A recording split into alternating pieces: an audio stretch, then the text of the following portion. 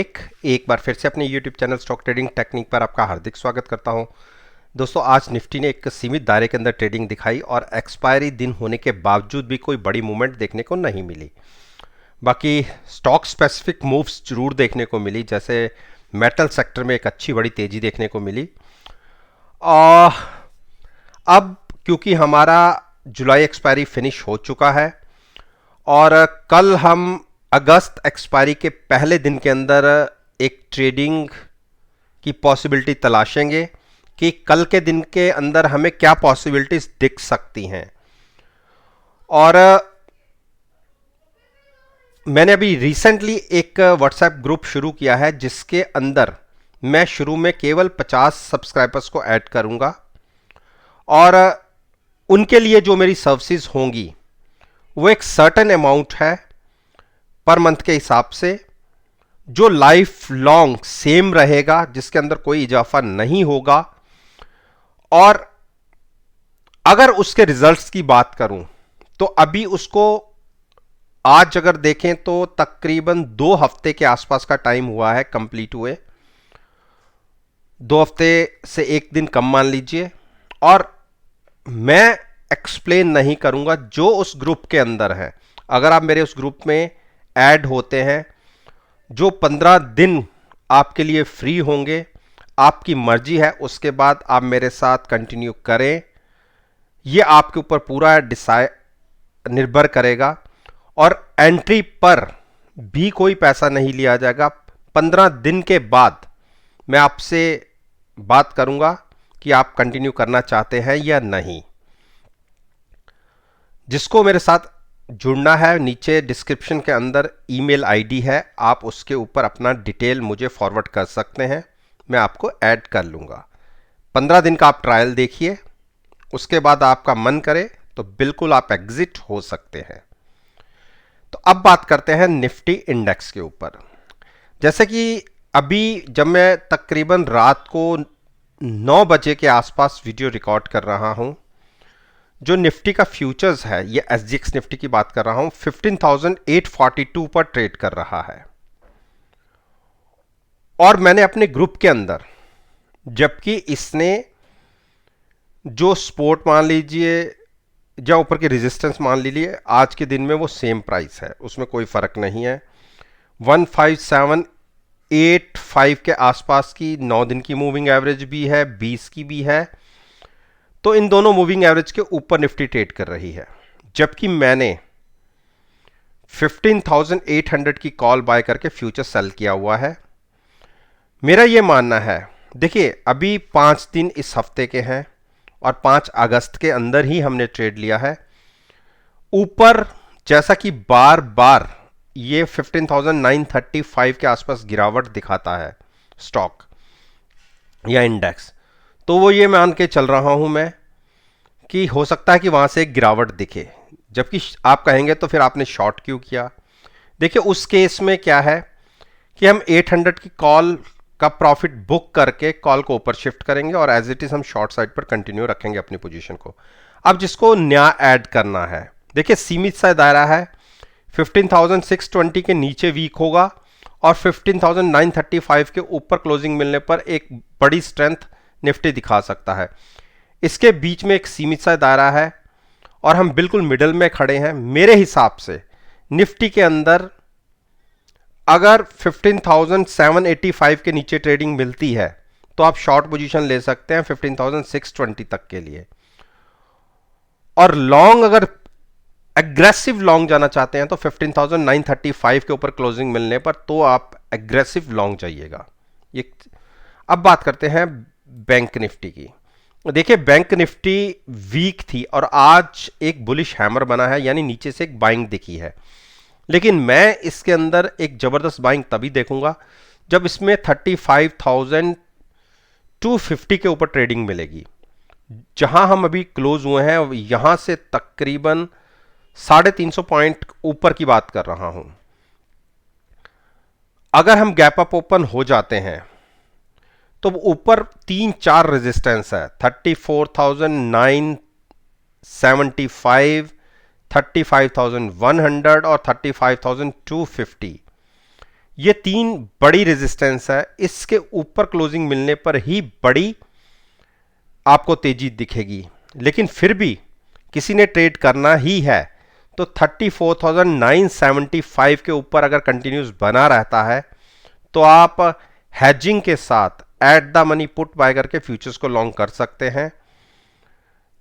उस केस में एक मूव दिख सकती है 200-300 पॉइंट की।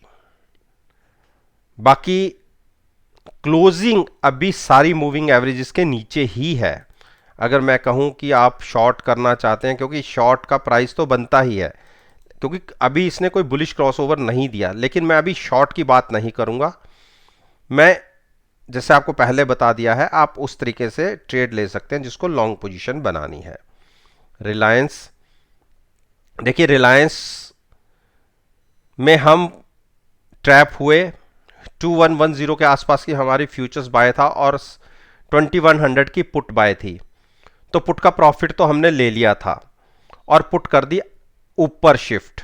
और पुट कौन सी हमने शिफ्ट करी, देखिए पुट हमने करी थी 220 की, 2020 की पुट बाय करी है हमने अगस्त एक्सपायरी की, और फ्यूचर्स को भी हमने लॉन्ग रखा है अगस्त एक्सपायरी में।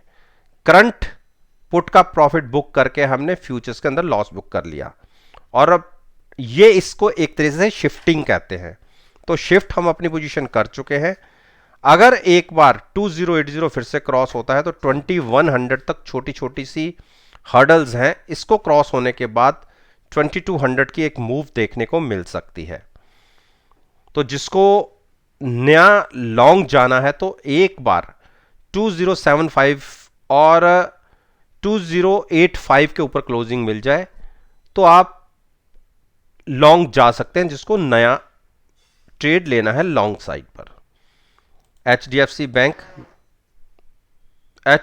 बैंक के ऊपर हमने 1500 की फ्यूचर्स हमारा लॉन्ग था और साथ में पुट हमारे पास थी लॉन्ग साइड पर। तो पुट का प्रॉफिट हमने बुक किया और पुट जो हमारे पास है इस टाइम वो 14,020 की है। 14,000 इसको 14,000 की जगह 1420 का प्राइस आप मान के चलिएगा। 1420 की पुट अब हमारे पास लॉन्ग है, ऊपर की पुट का हमने प्रॉफिट बुक कर लिया है और फ्यूचर्स को शिफ्ट कर दिया है अगस्त एक्सपायरी के अंदर। यहां से अगर मूव मिलती है तो आप देखिए 1450 और 1470 तक हर्डल्स हैं, छोटी छोटी सी हर्डल है। अगर ये क्रॉस होता है तो आपने एचडीएफसी बैंक के अंदर जिस तरीके से ये बड़े बड़े गैप देखे हैं, ये गैप फिल होने के लिए ये ऊपर की तरफ दौड़ लगा सकता है। तो हो सकता है कि 1-2 दिन यहां कंसोलिडेशन भी देखने को मिल सकता है, ऐसा नहीं है। लेकिन डिप पर बाइंग की स्ट्रेटजी बहुत अच्छी है। अगर आप हेज हैं तो आपको किसी बात की चिंता नहीं होनी चाहिए। आपका लिमिटेड रिस्क है लेकिन रिवार्ड की पॉसिबिलिटी अनलिमिटेड है इस तरीके से। तो हमने अपनी पोजीशन लॉन्ग साइड पर कन्वर्ट कर दी है। बाकी अभी स्टॉक बेयरिश क्रॉसओवर ही दिखा रहा है और आरएसआई भी आप देखिए 33 के आसपास है। जिसको डिप पर बाइंग करने की इच्छा होती है वो बिल्कुल लॉन्ग साइड पर ट्रेड ले सकता है। इंडस बैंक को लॉन्ग करना हो तो 1015 के ऊपर लॉन्ग करिएगा, जिसको नया करना है। बाकी हमने 975 वाली पोजीशन को एग्जिट कर लिया प्रॉफिट के अंदर। ज्यादा बड़ा प्रॉफिट नहीं रहा क्योंकि 975 के आसपास की जो पुट थी वो जीरो हुई और एग्जिट हम हुए हैं तकरीबन ये मानिए 995 के आसपास। तो जितना प्रीमियम हमने पुट के अंदर दिया था वही हमें मिला, लेकिन हमने अब इसके अंदर कोई पोजीशन शिफ्ट नहीं करी। अभी हम इसमें शांत होकर बैठ रहे हैं। जहां तो हम 1015 के ऊपर क्लोजिंग आने पर लॉन्ग करेंगे या इसको फिर से 980 के आसपास बाय करेंगे। इसके बीच में हम थोड़ा सा शांत रहेंगे। अब बात करते हैं HDFC। देखिए HDFC में हमने 2450 और 2500 पर लॉन्ग बनाया हुआ था। 2900 की पुट हमने प्रॉफिट में 2450 पर शिफ्ट कर दी थी पहले ही, और 2450 वाली पुट भी 2400 पर हमने शिफ्ट कर दी थी, और 2400 से हम लॉन्ग हैं अब अगस्त एक्सपायरी में। यानी 2400 की हमारे पास पुट है बाई, और फ्यूचर्स हमने लॉन्ग किया हुआ है अगली एक्सपायरी का। देखिए पुट के अंदर तो हमें कोई लॉस नहीं आया इस वाली एक्सपायरी के अंदर, लेकिन हाँ फ्यूचर्स के अंदर लॉस था जिसको हमने कैरी फॉरवर्ड किया अगले महीने में, और साथ में अब पुट हमारे पास 2400 की, और यहां से पोजीशन लॉन्ग है। जिसको डिप पर बाय करने की इच्छा है, देखिए RSI 36 है, ये स्टॉक की RSI देखिए यहीं से वापस घूमती है। मैं आपको दिखाता हूं, थोड़ा पीछे देखिए। अगर यहां पर देखें तो एक बार 30 हुई है और यहां पे एक बार 30 से नीचे गई है। अदरवाइज आप पीछे मैं 2019 2018 तक भी जा चुका हूं। देखिए कोई इतनी बड़ी नेगेटिव साइड पर RSI नहीं जाती। आज 36 की है, अगर आप 30 तक वेट करना चाहते हैं तो आपकी इच्छा है, लेकिन हमारी पोजीशन लॉन्ग साइड पर हमने शिफ्ट कर दी है जो हमारी ऊपर से बनी हुई थी। बाकी इसमें तेजी पकड़ेगा ये स्टॉक अगर एक बार 2465 और 2485 के ऊपर क्लोजिंग दिखाता है तो।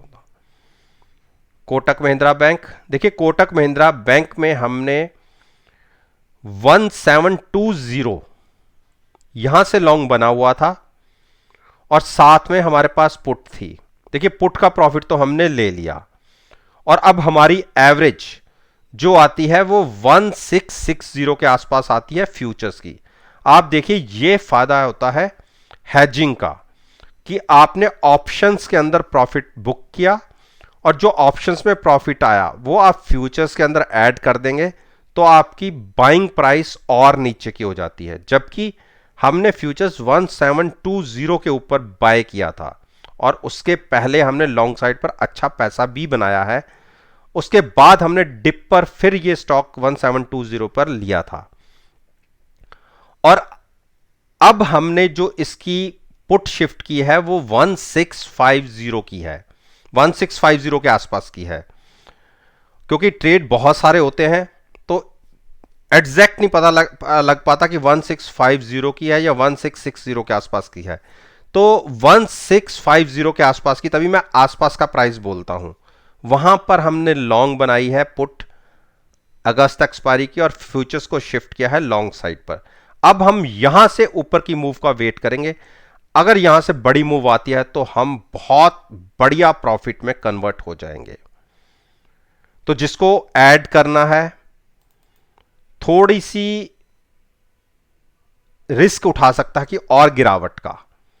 30 की RSI है, यहां से ये स्टॉक मोस्ट प्रोबेबली पलटना चाहिए, तो हम उसी के वेट के साथ ही हमने लॉन्ग पोजीशन को कन्वर्ट रखा है। अब जिसको ऐड करना है, अगर डिप पर बाय नहीं करेंगे तो आप कब बाय करेंगे? अपने हाई से ये स्टॉक अच्छा खासा करेक्ट हो चुका है, हैज होंगे तो कोई अनलिमिटेड लॉस की भी गुंजाइश नहीं है। तो मेरा तो ये मानना है कि आप यहां से लॉन्ग करके चलिए, थोड़ा सा रिस्क उठाते हुए, साथ में हैज रखिए अपनी पोजीशन को। ICICI बैंक, देखिए ICICI बैंक में हमने पहले जो 635 के आसपास की पोजीशन थी उसको हमने यहां पर एग्जिट कर लिया था, और उसके बाद हम इसमें 653 से फिर लॉन्ग बने हुए थे, और आज हमें अपनी पोजीशन को हैज करना और एग्जिट करना ही था, तो हमने इसमें प्रॉफिट बुक कर लिया है, लेकिन रोल ओवर नहीं किया। अभी हमारे पास कोई पोजीशन ICICI बैंक में नहीं है।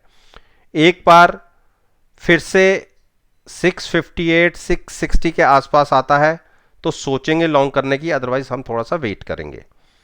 एक्सिस बैंक, एक्सिस बैंक ने बहुत वीक क्लोजिंग दिखाई है आज के सेशन में, और ये वो क्लोजिंग है, आप देखिए जो 50 डेज मूविंग एवरेज है उसको भी इसने ब्रेक करके क्लोजिंग दी है, जो एक वीक क्लोजिंग है, मैं मानता हूं। अगर कल के सेशन में ये अगर नीचे ट्रेडिंग देता है 722 के 20 के आसपास की क्लोजिंग आई है, अगर नीचे ओपन होता है कंटिन्यूस नीचे बना रहता है तो एक शार्प फॉल इसके अंदर देखा जा सकता है जो कंटिन्यू हो सकता है 700 तक मिनिमम। तो एक शॉर्ट पोजीशन बन सकती है अगर 720 के नीचे ओपन होता है और कंटिन्यूस तकरीबन 20-25 मिनट नीचे बना रहता है तो 720 की कॉल बाय करके फ्यूचर सेल किया जा सकता है। पहला टारगेट होगा 700 और उसके अगला टारगेट 680 का।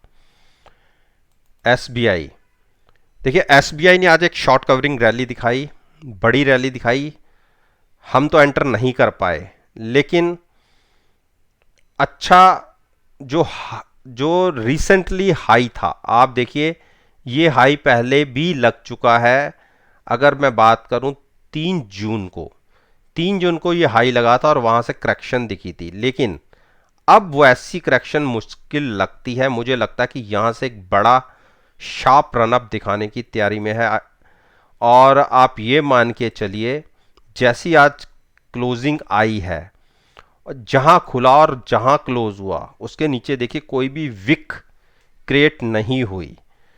एक अच्छी शॉर्ट कवरिंग रैली और साथ में नया पार्टिसिपेशन हुआ है। जिसको लॉन्ग जाना है थोड़ा सा रिस्क ले सकता है। तो जहां हम क्लोज हुए हैं आज 445 के आसपास, इसके आसपास या इसके ऊपर ओपन होते हैं तो यहीं की एक 445 या इसके आसपास की कोई भी पुट बाय करके आप फ्यूचर्स को लॉन्ग कर सकते हैं। मेरे हिसाब से इमीडिएट टारगेट जो 455 का हो सकता है।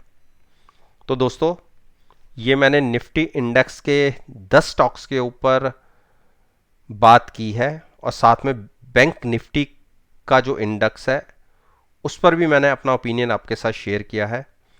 और मेरा ये मानना है कि अगर मेरी इस वीडियो को आप 30 जुलाई के सेशन के साथ एनालाइज करेंगे, यकीन मानिए आपको अच्छा प्रॉफिटेबल रिजल्ट्स देखने को मिलेंगे। वीडियो अच्छी लगी हो तो लाइक कीजिए, शेयर कीजिए और मेरे YouTube चैनल को सब्सक्राइब करना मत भूलिएगा